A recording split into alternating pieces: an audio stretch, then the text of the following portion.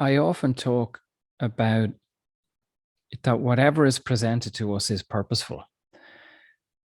Whatever difficult partners, difficult people. Obviously I had COVID there a few months ago. I then developed colitis in the gut. Um, all of these things were I wouldn't do it any differently. Everything has been highly purposeful. The trick is to be able to read the frequency. Often what I hear from people is that they're trying to figure out, someone difficult comes into their life or something happens. I'm trying to figure out why it's happening. I'm trying to figure out who this person is. And I'd often say there actually is nothing to figure out. There's nothing to understand. That's the intellect and the ego trying to decipher something, which anyway would solve nothing. If you know who this person is, I knew them 400 years ago in a previous life. So what? They're still an asshole in this life. You still are faced with the challenge. If I had figured out why I had COVID, I still have COVID, still fucking sick. You know what I mean? Don't really care if I know why I have these things. Um, but I do know, and I just trust that they're purposeful. And often then as things unfold, I'm confirmed and probably every time, if I look at it, but to be honest, I don't look at it because I don't really care. I'm looking for peace. I'm not looking for information. And that's something, when I start to work with clients, something I would always ask or often ask is what's the priority? Some people are looking for information. They want to understand their lives. I'm not the person to work with. There's loads of spirituality books and psychologists, psychiatrists, and so on who would churn through all that stuff. My work is so my role is seeking peace. I'm just looking at peace, be peaceful and enjoy life. If I understand why things are happening or not really much interest to me. So for someone who comes from a world of depression, anxiety, locked in a psychiatric ward at what age was I? 17 years of age. I don't really care why things are the way they are. But the irony is that the more if we seek the kingdom of heaven, all these other things are kind of granted to us. So as we seek presence and peace and connection, stillness, present moment, we start to see clearly and understand why things are the way they are. That's kind of a bonus for people who might be into that. But I wanted just to give an example myself of something that happened last night. And it's in relation to, say, yesterday in the group Zoom session, I talked briefly about encountering demons, and I've encountered reptilians and demons, all sorts of entities and that kind of thing. I would always integrate these and work with them. They're all teachers. It's all purposeful. It's the ego and the scare world that it's chemicals, it's fear. People want to be afraid. This is why Shakespeare is still successful today. Is because he came up with great dramatic stories, and the human race loves drama. We're addicted to drama and fear. If we didn't have Shakespeare, well, we still have the modern news. So people are addicted to the chemicals of fear and drama and chaos and all the modern news. But I touched on that a bit yesterday of encountering reptilians and demons only briefly. And everything is presented for a reason, for us to integrate an opportunity to go further. We can take it or not take it. If we don't take it, there'll be another opportunity down the road. We don't know when that opportunity will come again. I would try to work with things as quickly as possible, because sometimes if something comes up and I avoid it, I might not get the opportunity to integrate that again for another year or 6 months. I don't really know when it's going to be presented to me.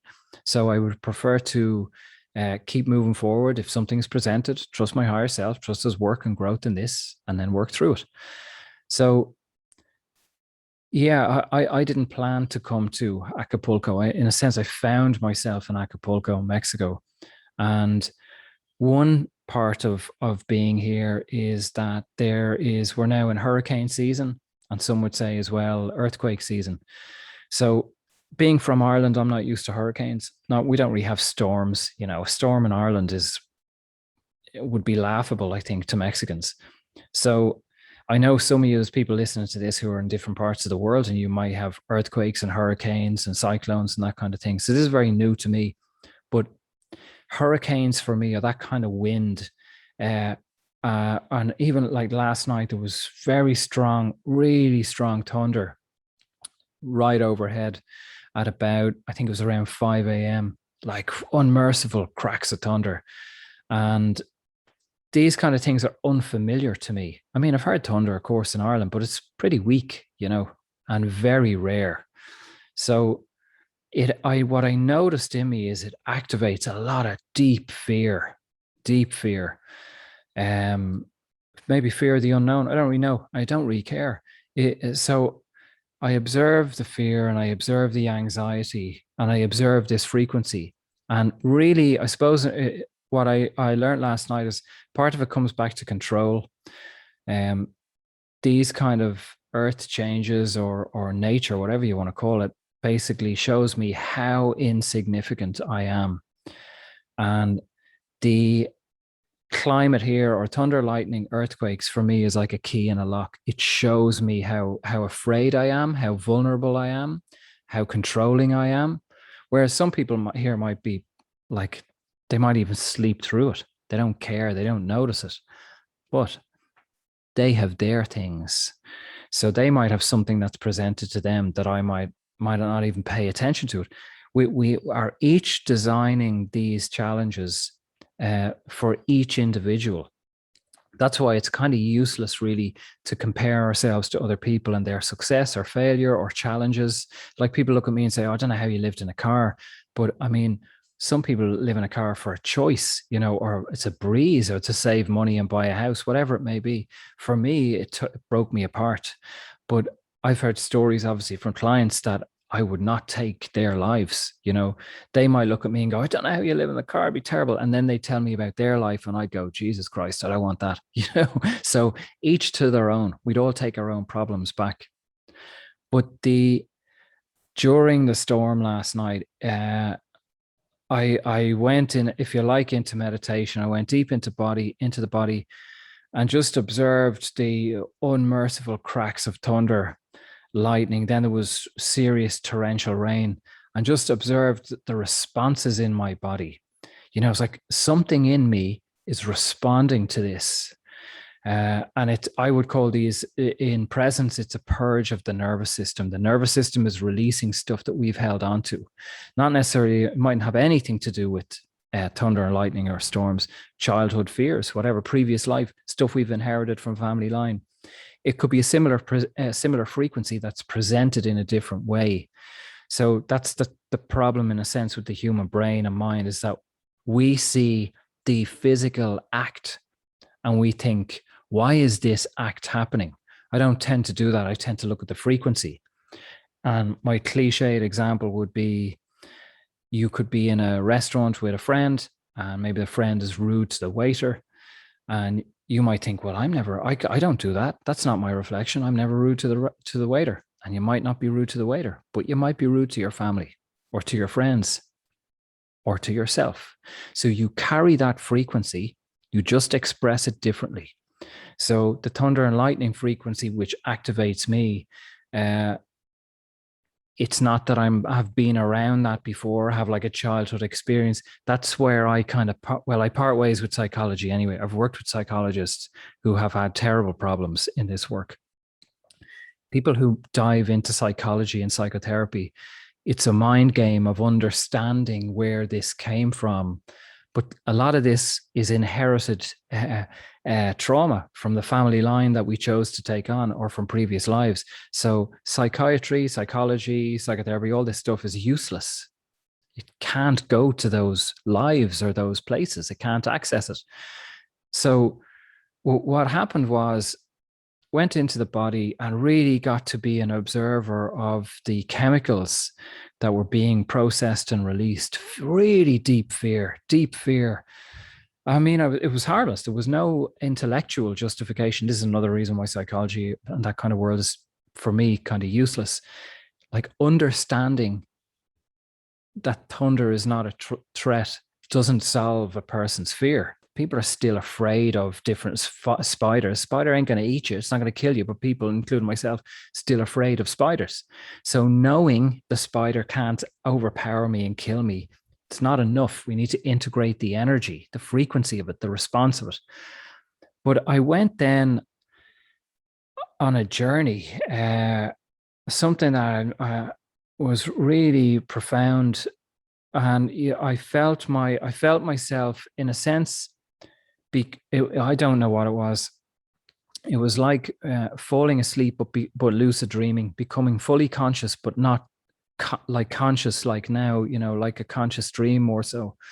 And my physical body dissolved. And through the presence and the observation of what was being released in activity or in response to the thunder and the storm. See, all of these are just keys to doors. Everything around you, the people around you, the people you encounter in work or your partner, when they say things or look at you in a certain way or do certain things, it's all to activate a frequency within you. Our responsibility is simply be the banks of the river and observe that. But often we are not present and we get lost in the mind and try and understand what's happening. So everything grounds to a halt. We stop evolving. And that's why we see a lot of people in the world stuck now, because they're trying to understand who they are, why they are the way they are. So evolution slows down and kind of grounds to a halt until people begin to feel again. My body dissolved, and it was very lucid. It was like the awareness or the release and clearing of layers of trauma and frequency. Now, I just do want to stress that the storm was just a key in the door. Storm is irrelevant. Let's say I didn't come to Mexico or Acapulco and I went to somewhere that doesn't have storms. There would be a person, or I don't know, road works outside, or there would be something or some circumstance that would be presented to activate the same stuff. So the physical manifestation is pretty much irrelevant. I really don't pay much attention to it at all. It's the inner world that's true. That's truth. So I saw that the layer dissolved, but it was really, it confirmed to me what I've noticed over the last couple of weeks, and I said this to someone this morning, that previously things I might enter, I feel I enter a new chapter, and that chapter I'm aware might last a few months, and it lasts a few months, and then I'm aware of a new chapter. Now I'm aware that each chapter might last 2 days. Things are moving very quickly, very intensely and very quickly. And this is on the back of an Instagram post I think I wrote yesterday, or the day before. The last two posts, the one with the tiger diving into water, and the other one, the post after that we've passed. We're in the new world. We're not in the old world. Although it looks the same, and there are people in their frequency are living on Earth, and they're living in COVID and all the lockdowns and all that stuff. Although some people physically, literally in those settings are not living in the third dimension. They have moved beyond it. So that's why the eye and what the eye sees is totally unreliable. And it's very difficult to try and get people away from trusting this vision, because this vision is just inaccurate. So yeah, I just wanted to say that it was really a great example and experience of working with what is presented, witnessing and integrating and observing the response that arises in me due to external circumstances. These circumstances are just presented to offer me an opportunity to be activated, and things are moving really quickly. And yeah, I'd suggest have a read of those posts. We are the bridges now to bring people across. But to me, I'm moving into a different stage of really bedding that in. I'm not in the survival world physically, and I haven't been for quite a while, but still energetically, there are degrees of that left. Survival, have to make money, have to pay bills, because 4 years in the fucking car, however many years in Ireland, which I fucking hate.